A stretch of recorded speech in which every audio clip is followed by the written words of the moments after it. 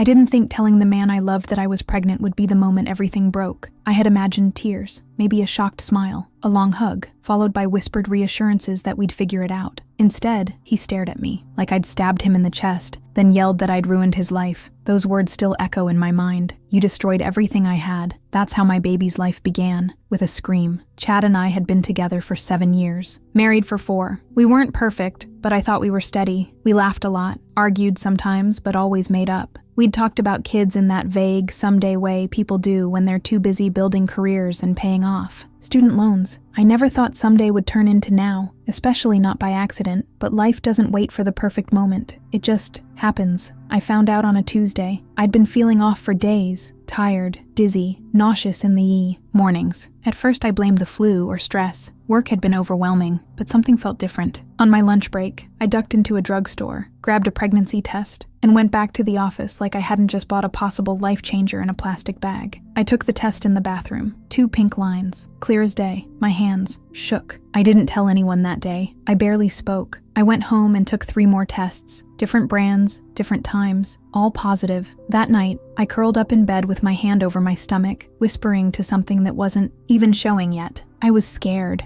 Of course I was. But I was also amazed. In awe. I imagined Chad holding our baby. I imagined the way he'd look at me, knowing we made something together. I let myself believe this would be a beautiful surprise. I waited a week to tell him, not because I doubted his love, but because I wanted to make it special. I cooked his favorite meal, lasagna with extra cheese, garlic bread, that wine he always saved for celebrations. I wore the blue dress he said made my eyes look like the ocean. I lit candles, set the table. I even made dessert, which I never do. My hands were cold and clammy the whole evening. My heart kept racing, but I was ready, or so I thought. He came home late. I tried not to take it personally. He kissed my cheek like he always did, distracted, barely looking at the effort I'd put into everything. "What's the occasion?" he mumbled, pouring a glass of wine. I laughed nervously. "You'll see." We ate in silence. He kept checking his phone. I tried to pull him back into the room with small talk, but he wasn't really there. That should have been my first warning, but I ignored it. After dinner, I took a deep breath and reached for his hand.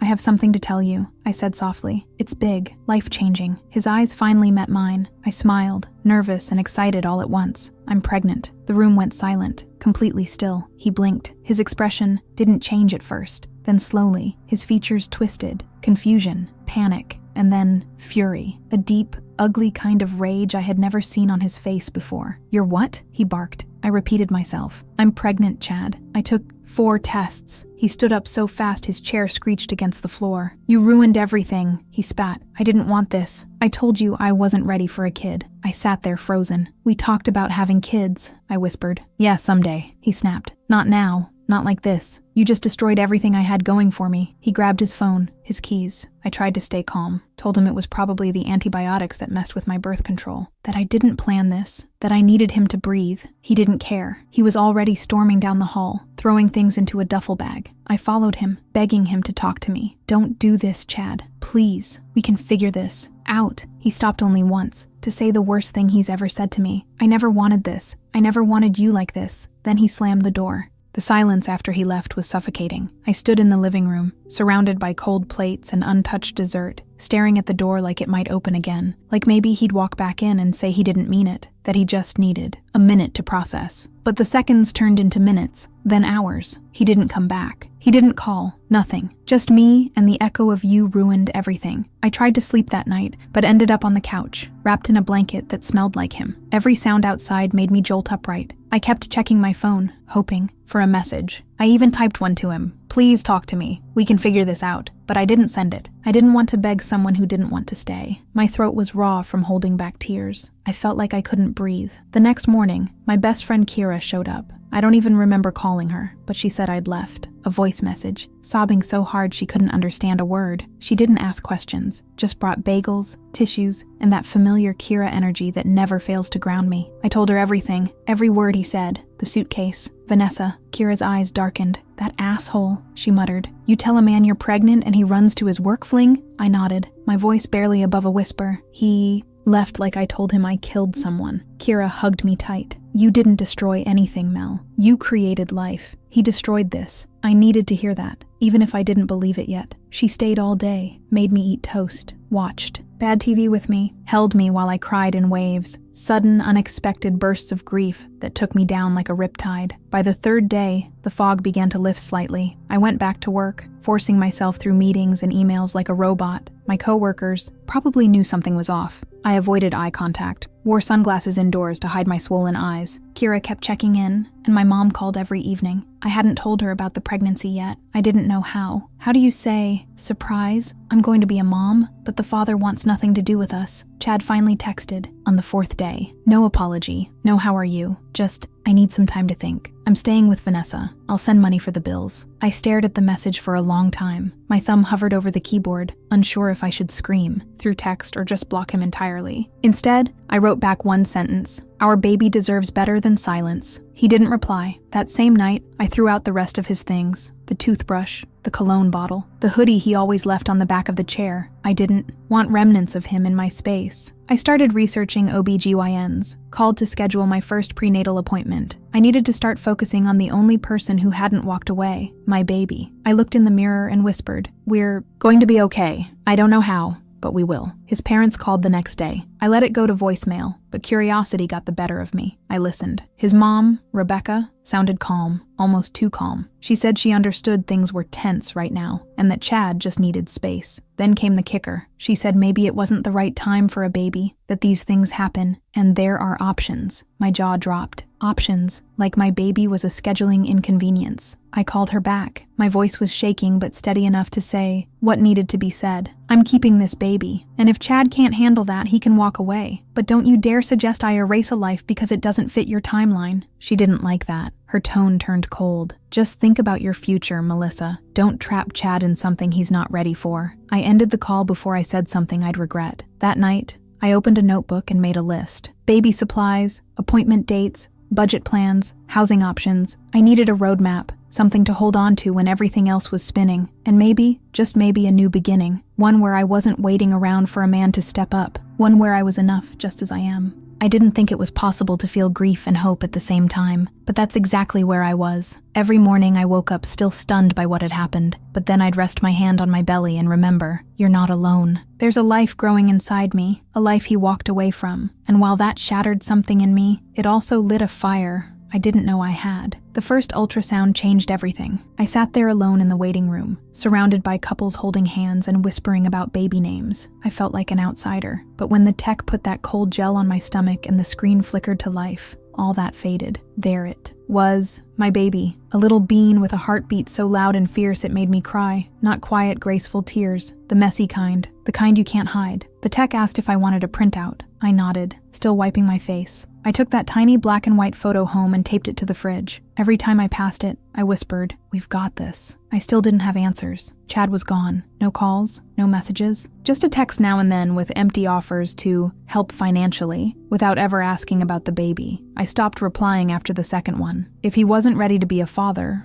fine. But he wasn't going to get to act like a supportive bystander either. Kira and I started apartment hunting. I couldn't stay in the space we'd shared. It was haunted by echoes of his laugh, his cologne, the way he used to hold me when I cried over bad days. I found a small one-bedroom in a quiet building closer to Kira's place. It wasn't fancy, but it felt safe. Mine. I signed the lease with trembling hands. 6 months pregnant and terrified, but also proud. Moving day came faster than I expected. I packed everything myself. Every box felt like closure. Kira helped me carry them, even when I told her she didn't have to. "You don't get to do this alone," she said, lifting the last box with her small but mighty arms. She decorated the new apartment with little post-it notes. "You're strong. He underestimated you. You're not his clown." I cried when I saw the one on the mirror. "Watch me thrive." I started nesting hard, painting the nursery corner, assembling the crib by myself, with some angry yelling and YouTube tutorials, folding tiny clothes I'd bought on sale. It was bittersweet. I pictured what this would have been like if Chad had stayed, but that image kept getting fainter, replaced with one of just me, smiling, stronger, free. His mother texted again. "This Time with a photo of a blue onesie and a message. Saw this and thought of the baby. Would love to be involved. No apology. No acknowledgement of her earlier words. Just entitlement.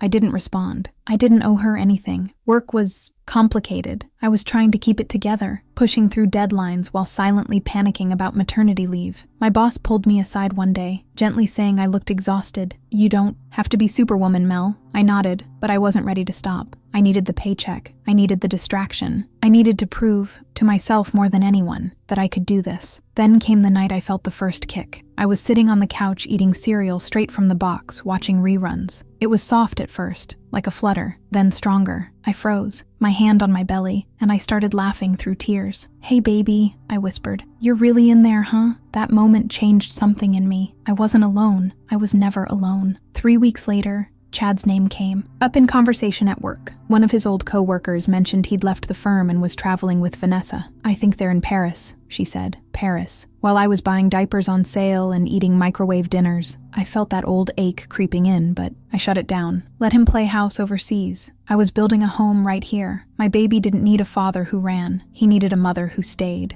The day my water broke, I was alone. It was 4:17 a.m. I woke up thinking I'd peed myself, which was mortifying and weird until the next contraction hit and I realized this was it. I wasn't ready. My hospital bag wasn't fully packed. My birth plan was basically try not to scream at the nurses. But ready or not, my baby was coming. I called Kira, and her voice on the other end was calm and steady. "I'm coming. Right now. Breathe, Mel. Just breathe." We made it to the hospital in a flurry of towels, keys, and half-packed bags. The pain was sharp, but manageable at first. Kira held my hand. She never left my side. Every time a new nurse came in and asked about the father, she'd answer with the same fierce tone. "He's not in the picture. She's not alone." And that mattered more than I can explain. Labor was long, 18 hours. At one point I was sobbing because I was convinced I couldn't do it. "I'm not strong enough," I said over and over like a chant. Kira looked me in the eyes, held my face in her hands and said, "Yes, you are. You're doing it right." Now, that snapped me back. That and the realization that no one else was going to do this for me. I had to meet my baby. At 10:52 p.m., my son was born. 7 pounds, 4 ounces, screaming like he was pissed off to be here, and I laughed. The first real laugh in what felt like forever. They laid him on my chest and I whispered, "Hi, baby. It's me. I'm your mom."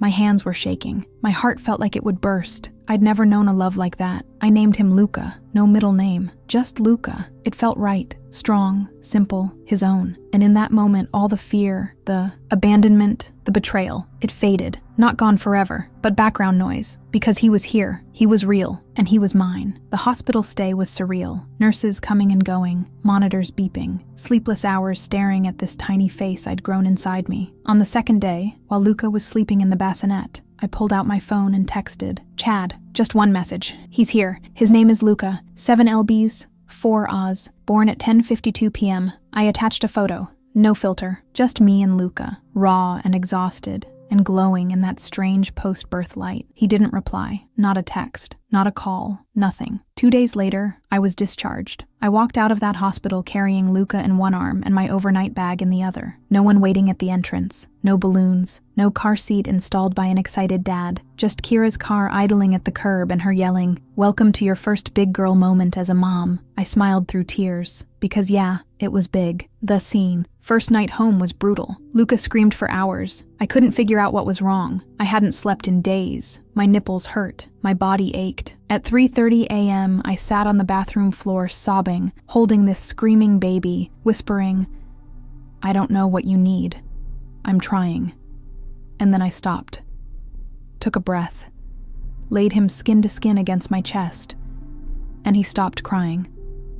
That moment was everything. Chad still didn't respond. But you know who did? Rebecca. A text. "Congratulations. Let us know when we can meet him." No. "How are you?" No apology. Just entitlement dressed up as interest. I stared at it for a long time. Then I deleted it. If they wanted access to my son, They could start by acknowledging they'd wanted him gone. The weeks passed in a blur. Feedings, diaper changes, middle-of-the-night cries that felt like fire drills. I wasn't sleeping. I wasn't eating right. But Luca was growing, smiling, grabbing my finger with his tiny hand. Every little milestone felt like a win, and through it all, Chad was silent until he wasn't. It was exactly 5 weeks after Luca was born when Chad finally reached out. A short cold text at 2:14 in the morning. Is he healthy? No. Hi. No. I'm sorry. No acknowledgement of everything he'd missed. Just that. Like he was asking about a business transaction instead of a human being he helped create. I stared at the message for a long time. My first instinct was to ignore it. My second was to write something so scathing it would burn his phone screen. But Luca was sleeping on my chest, his breath slow and even, and I decided silence was louder than rage. I didn't reply. Chad texted, again, 2 days later. I want to meet him. This time I did respond. Just one sentence. He's not a checkbox you get to tick when it's convenient. He didn't reply again for almost a month. In that time, I was too busy to care. Luca was changing every day, smiling more, cooing, making tiny sounds that felt like conversations. His eyes followed me around the room. He started recognizing my voice. That bond? Unbreakable. But some nights, after he was asleep,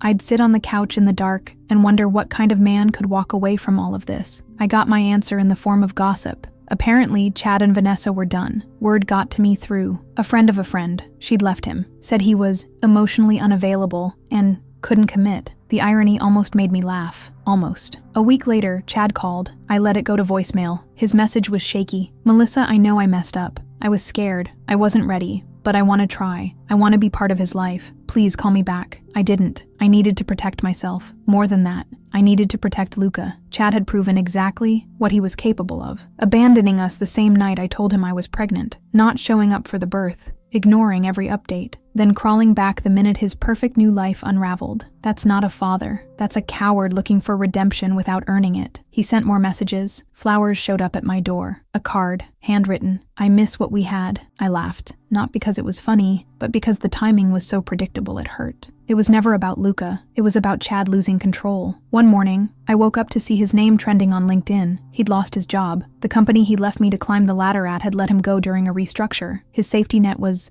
gone. Suddenly, a baby and a stable woman probably looked a lot more appealing. I talked to my lawyer. She advised documenting everything. I started a folder. Screenshots, voicemails, missed payments, everything. Because deep down, I knew what was coming, and I wasn't going to let him gaslight me into thinking I imagined it all. That same week, I made a quiet decision. I would let him meet Luca, but on my terms. A public place. Supervised. 1 hour. I texted him, if you want to meet Luca, we'll be at the city park this Sunday at 2 p.m. 1 hour. No drama. Don't be late. He replied, within seconds, thank you. I'll be there. It was a bright, breezy Sunday when we met at the park. Luca wore his little striped overalls and his favorite sun hat. He had no idea that the man sitting on the bench near the playground was his biological father. I saw Chad before he saw us. He looked different, thinner, pale, his usual polished look replaced by a wrinkled shirt and dark circles under his eyes. He stood when he spotted us, but hesitated, like he didn't know how to move forward. I held Luca close and walked toward him with steady steps. Hi, he said, voice unsure. I didn't respond right away. I just sat down, placing the diaper, bag beside me, Luca still in my arms. Chad sat again slowly, eyes fixed on our son. He's beautiful, he whispered. He looks like you. No, I said quietly. He has your chin. We sat in silence for a while. Luca, oblivious to the tension, gurgled happily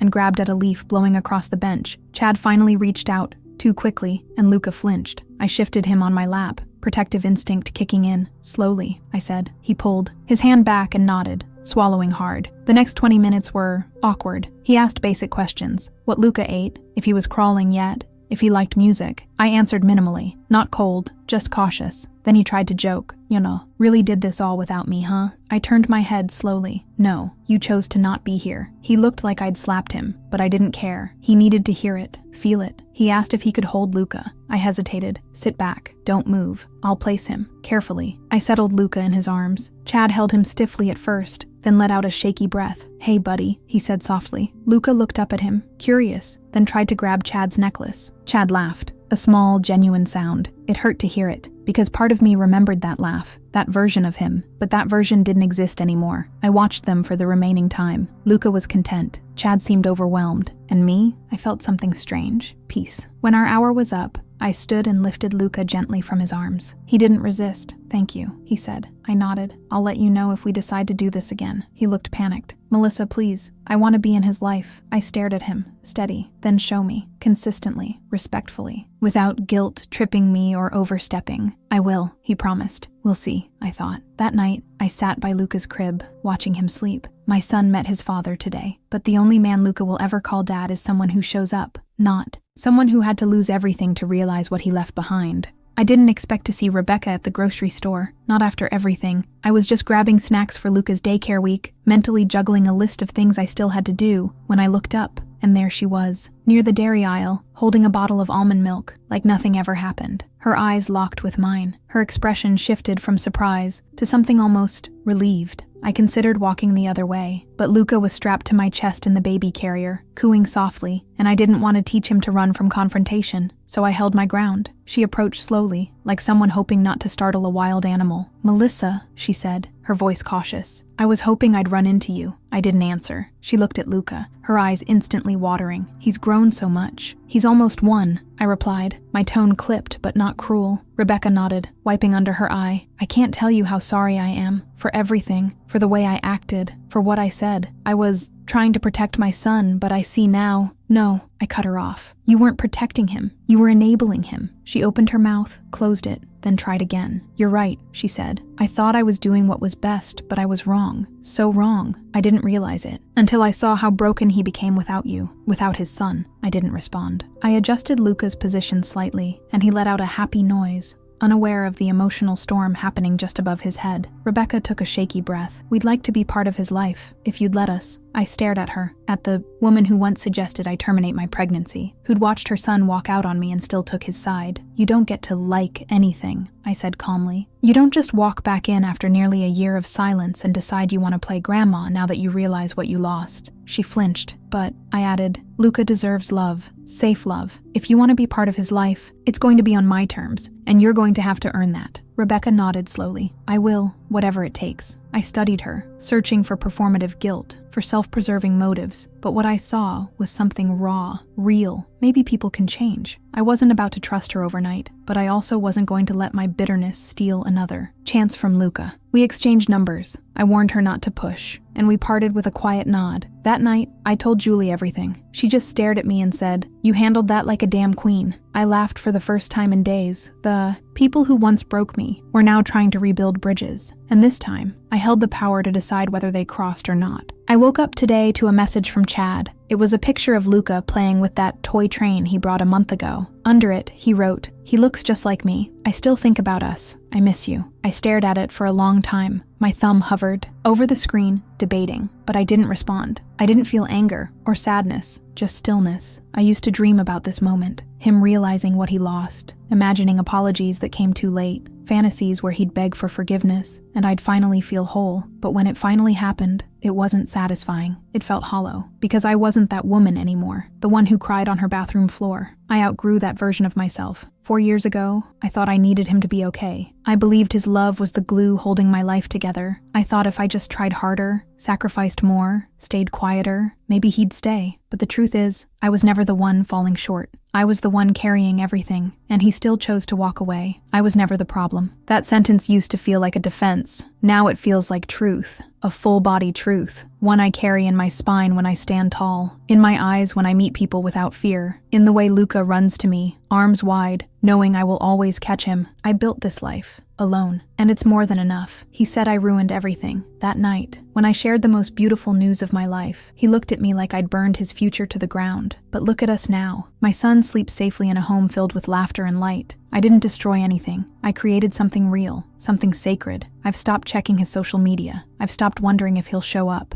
I no longer write texts. I never send. I don't fantasize about closure, because I don't need it. I chose peace. Every day I choose it again. Not for him, for Luca, for me, because the silence he left behind, I filled it with joy. They laughed, his parents, his friends. They called me dramatic, emotional, unstable, said I trapped him, said I was clinging to a man who didn't want me. And maybe back then, I believed some of it, but not anymore. Because I was gaslighted, I was manipulated, but I was never weak. I was just in love. I cut them off, all of them. The moment I realized I was fighting alone, I walked away. I carried my pregnancy without their support. raised a baby through colic, teething, daycare transitions, alone. And every night, I kissed my son's forehead and whispered, "You were never a mistake." He was the beginning of everything. Chad sees Luca now, sometimes, supervised, scheduled, surface-level effort. But he's not a father, not really. Luca doesn't ask for him. He doesn't wait at the window or cry when visits end. He knows love doesn't disappear, and that's the greatest gift I can give him. Security, consistency, a mother who never left. So no, I won't text back. I won't meet for coffee. I won't reopen wounds I've already stitched closed. He called me dramatic. Watch me thrive. He said I wasn't ready. Look at me now. I may not have gotten revenge, but I got something better. A life, a future, and peace. I was never the problem.